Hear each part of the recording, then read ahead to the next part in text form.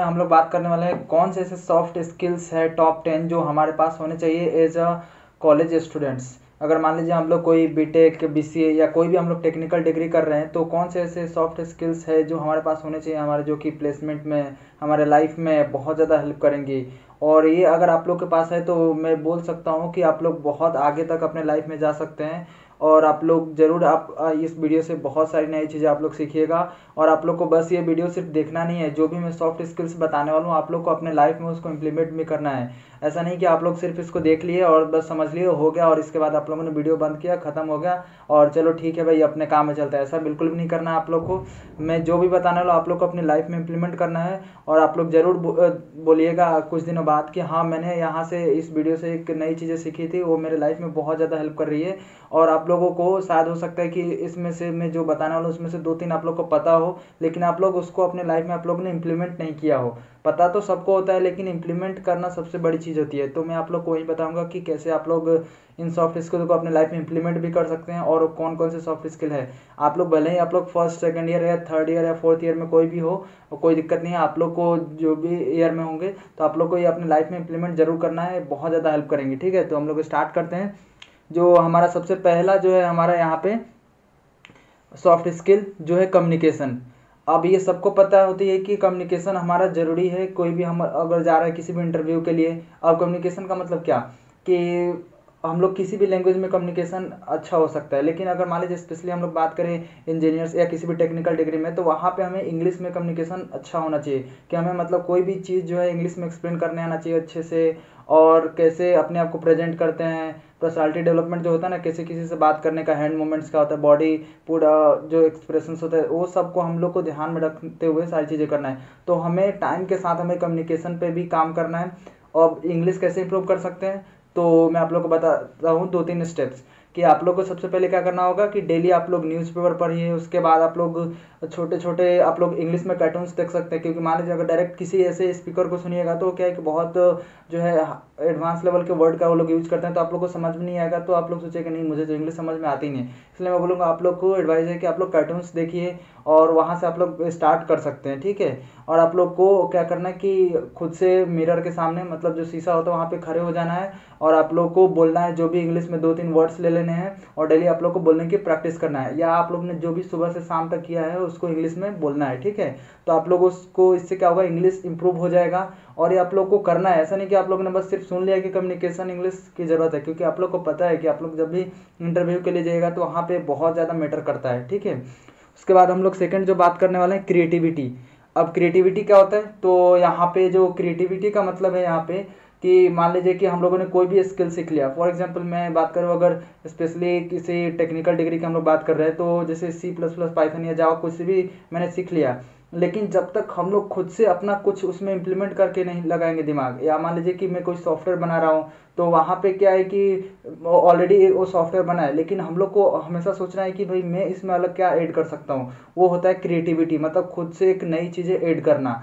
या मान लीजिए कि आप लोग फ्रंट एंड डेवलपर है तो उसमें क्या कैसे दिखेगा हमारा फ्रंट एंड पूरा डिज़ाइन, और कैसे ज़्यादा से ज़्यादा लोग है हमारा यूजर एक्सपीरियंस अच्छा होगा, तो उस सब पे हम लोग फोकस करते हैं। तो ये क्या है कि ये भी आप लोग इसको टाइम के साथ इसको इम्प्रूव कर सकते हैं। अब ये कैसे इम्प्रूव होगा तो आप लोग को इसको इम्प्रूव करने के लिए आप लोग कोई भी प्रोग्रामिंग लैंग्वेज है, कोई भी आप लोग सीखते हैं स्किल, तो आप लोग क्या करना है, सोचना है कि मैं कुछ अलग क्या कर सकता हूँ इसमें। आप लोग को खुद का उसमें दिमाग इम्प्लीमेंट करना है कि हाँ मैं क्या इसमें अलग और चीज़ें ऐड कर सकता हूँ। ठीक है, उसके बाद हमारा थर्ड जो है प्रॉब्लम सॉल्विंग स्किल।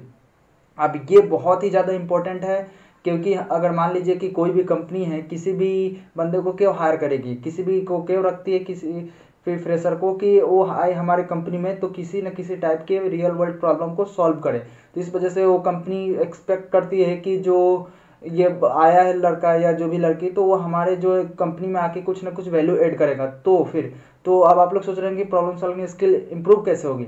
तो इसको अगर हम लोग स्पेशली बात करें कि जो भी टेक्निकल डिग्री के स्टूडेंट्स होते हैं तो वो लोग कैसे कर सकते हैं, तो हम लोगों को पता है कि किसी भी लैंग्वेज में डाटा स्ट्रक्चर ना एल्गोरिदम करते हैं तो क्या होता है कि थोड़ा सा हमारा प्रॉब्लम सॉल्विंग स्किल, मतलब कैसे किसी भी प्रॉब्लम को अप्रोच करेंगे, कैसे किसी भी प्रॉब्लम को सॉल्व करेंगे, तो हमारा इंप्रूव होता है। अब आप लोग को एक बार में एकदम नहीं होगा, आप लोग को 2-3 बार आप लोग को क्या करना पड़ेगा, जितने भी डाटा स्ट्रक्चर एल्गोरिदम होते हैं आप लोग को उसको रिवीजन करना पड़ेगा और आप लोग को डेली डेली उसको पढ़ना पड़ेगा। फिर आप लोग का क्या होगा कि ऑटोमेटिक हम लोग किसी भी प्रॉब्लम को मतलब कुछ अलग तरीके से देखेंगे। ऐसा नहीं है कि सिर्फ हम लोग उसके सिर्फ प्रॉब्लम पे फोकस करेंगे, हम लोग उसका सॉल्यूशन कैसे फाइंड कर सकते हैं उसको भी हम लोग ध्यान में रखेंगे, ठीक है।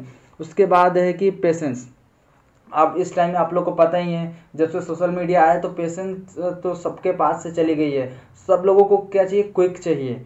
मतलब मान लीजिए कि मैंने स्विगी पे या जोमेटो पे मैंने ऑर्डर किया, मेरे पास 10 मिनट के अंदर मेरे पास आना चाहिए ऑर्डर, अदरवाइज मैं कैंसिल कर दूंगा। मतलब सबको क्विक किसी भी चीज़ को चाहिए। या जैसे रील्स हम लोग स्क्रॉल करते रहते हैं तो वहाँ पे भी हमें क्या चाहिए कि भाई मुझे अगर एक के बाद एक अगर नया रील्स नहीं आया तो फिर हम लोग उसको बंद कर देते हैं। तो हमें मतलब कि लॉन्ग वीडियो देखने की आदत से ही हट जा रही है, तो हमें पेशेंस रखना है। मान लीजिए हम लोग अगर बात करें, जैसे हम लोग क्या करते हैं कि एज अ टेक्निकल डिग्री के जो भी स्टूडेंट्स हैं तो हम लोग इंटर्नशिप प्लेसमेंट के लिए जाते हैं, तो 1-2 कंपनी में अप्लाई कर देते हैं। उसके बाद अगर नहीं आता है रिस्पॉन्स तो हम लोग सोचते हैं कि नहीं यार हम लोग को तो है ही नहीं इस लायक, तो हम लोग अपने आप को कोसते हैं और बस 2-3 कंपनी में अप्लाई करके छोड़ देते हैं। ऐसा नहीं करना, आप लोग को पेशेंट रखना है। आप लोग कम से कम 100 या 50 ऐसे कंपनी में आप लोग को करना है अप्लाई, तब जाके आप लोग को हो सकता है कि 2 से 3 कंपनी की तरफ से रिस्पॉन्स आए। तो ये आप लोग को चीज़ों को ध्यान में रखना है कि पेशेंस बना के जरूर रखना अपने लाइफ में, ठीक है। उसके बाद जो है हमारा यहाँ पे जो 5वां यहाँ पे टाइम मैनेजमेंट। अब टाइम मैनेजमेंट का मतलब हुआ कि हम लोग क्या है कि अभी के टाइम में हम लोग जब रील्स या कोई भी चीज़ हम लोग बैठते हैं वहाँ पे मोबाइल यूज़ करने, तो टाइम का पता ही नहीं चलता कि कितना टाइम हम लोग का बीत गया वहाँ पे, हम लोग ध्यान ही नहीं देते हैं। जिसकी वजह से क्या होता है, हमारा जो मोस्टली टाइम जो है इधर उधर ही वेस्ट हो जाता है। या कहीं गए हम लोग मार्केट में, हम लोग ने टाइम शेड्यूल ही नहीं किया कि हम लोग को किस टाइम पे कौन से टास्क को परफॉर्म करने हैं। जैसे कि हम लोग अगर बात करें कि जैसे सीपीयू होता है आप लोग को पता ही है, तो क्या उसमें डिफरेंट टाइप के सीपीयू एल्गोरिदम्स जो सीपीयू शेड्यूलिंग एल्गोरिदम्स होती है कि हम लोग को कौन से टास्क को कब परफॉर्म करना है वहाँ पे, जैसे प्रायोरिटी के बेसिस पे होता है। उसके बाद राउंड रॉबिन डिफरेंट टाइप के। वैसे ही अपने लाइफ में टाइम को भी मैनेज करना बहुत ही ज़रूरी है। तो इसको कैसे मैनेज कर सकते हैं, तो आप लोग को सिंपली सोने से पहले क्या करना है, मुझे क्या क्या टास्क परफॉर्म करने हैं नेक्स्ट डे, प्रायोरिटी वाइज आप लोग को कॉपी पेन लेना है, उसको लिख लेना है। और सिर्फ लिखना ही नहीं है, आप लोग को उसको इम्प्लीमेंट भी करना है। नेक्स्ट डे आप लोग को उस काम को करना है और पेन से लेकर उसको टिक करना है कि कौन सा मैंने टास्क कंप्लीट कर लिया, कौन सा बाकी है। तो आप लोग को इन चीज़ों का भी ध्यान रखना है। ऐसा नहीं कि सिंपली आप लोग क्या कर रहे हैं कि मैंने लिख दिया उसके बाद कल आप लोग वो काम कर ही नहीं रहे, उसको ध्यान में रखते हुए करना है, ठीक है। और आप लोग जब भी सुबह में सोकर उठिए तो आप लोग देख लीजिए कि मुझे क्या क्या करना है, मैंने कौन कौन से लिस्ट टोटल बना कर रखे हैं और कौन से टाइम पे कौन सा टास्क परफॉर्म करना है। तो आप लोग ऐसे करके आप लोग टाइम मैनेजमेंट स्किल को अचीव कर सकते हैं। और ये कोई बड़ी चीज़ नहीं है, लेकिन हाँ ये आप लोग को बहुत ज़्यादा आप लोग का लाइफ में क्या है कि हेल्प करेगा। जब भी आप लोग जाइएगा किसी भी सॉफ्टवेयर कंपनी में या कहीं भी आप लोग जाइएगा तो टाइम मैनेजमेंट स्किल आप लोग को जरूरत पड़ेगी। भले ही आप लोग खुद का कोई बिजनेस स्टार्ट करना चाहते हो या मान लीजिए आप लोग किसी कंपनी को ही ज्वाइन करना चाहते हो, तो उससे कोई फ़र्क नहीं पड़ता, आप लोग के पास टाइम मैनेजमेंट तो होनी चाहिए स्किल, ठीक है। उसके बाद हम लोग नेक्स्ट बात करते हैं यहाँ पे कि सॉरी यहाँ पे ये नंबरिंग का गलती हो गया, ठीक है, तो आप लोग इसको ध्यान में दीजिएगा। ये तो यहाँ पे जो है 6 नंबर का क्या है कि कोलैबोरेशन। अब कोलैबोरेशन क्या होता है कि मान लीजिए कि एज अ आप लोग मान लीजिए बिजनेसमैन बनिएगा या एज अ सॉफ्टवेयर डेवलपर, आप लोग किसी भी क्लाइंट से हम लोग कैसे बात करेंगे, या मान लीजिए हमारे कलीग्स होते हैं तो हम लोग जब टीम वर्क करते हैं तो वहाँ पे क्या है कि हमें सबके साथ काम करने का एक होना चाहिए कि हाँ हम लोग मान लीजिए कितने लोग क्या होते हैं कि इंडिविजुअली काम करते हैं, लोगों को दूसरे लोगों के साथ अनकंफर्टेबल फील करते हैं काम करना, तो ऐसा नहीं करना हमें।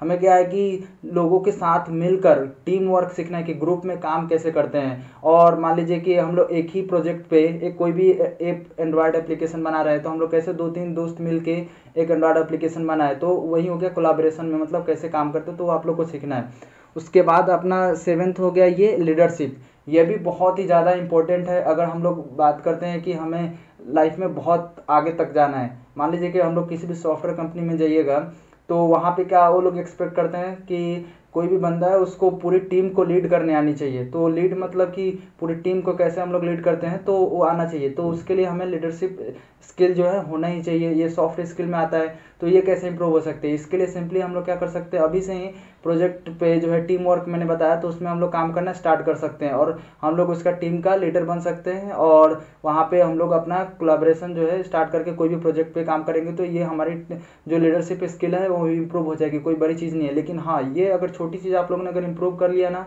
तो तो आप लोग के लाइफ में बहुत ही ज़्यादा ये हेल्प करेगा, ठीक है। उसके बाद यहाँ पे आगे यहाँ पे सेल्फ अवेयरनेस, ये बहुत ही ज़्यादा आप लोग के लिए इंपॉर्टेंट है। सेल्फ अवेयरनेस का मतलब हुआ कि आप लोग खुद से अवेयर है कि नहीं। जब भी हम लोग इंटरव्यू में जाते हैं तो वहाँ पे देखते हैं, इसीलिए पूछते हैं वो लोग जो इंटरव्यूअर होते हैं आप लोगों से क्वेश्चन पूछते हैं कि व्हाट इज़ योर हॉबी और tell me something about yourself. जो क्वेश्चन पूछते हैं ना, इसी वजह से कि आप सेल्फ अवेयर है कि नहीं, आप खुद के बारे में जानते हैं कि नहीं, व्हाट इज़ योर स्ट्रेंथ।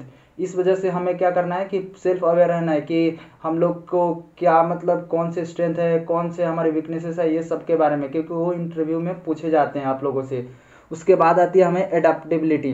अब ये क्या होती है, मान लीजिए कि अभी हम लोग क्या है कि किसी कंपनी में जाएंगे तो वहाँ पे डिफरेंट टाइप के कल्चर्स होंगे और वहाँ के जो इन्वायरमेंट होगा कुछ अलग होगा, तो वो हमें पहले से ही होना चाहिए कि हम लोग अगर वहाँ पे जा रहे हैं तो वहाँ के जो भी कल्चर्स हो या जो भी वहाँ के इन्वायरमेंट है उसको अडॉप्ट करें और वहाँ पे उस माहौल में या इन्वायरमेंट में काम करना सीखे। तो ये भी बहुत ही ज़्यादा इंपॉर्टेंट स्किल है।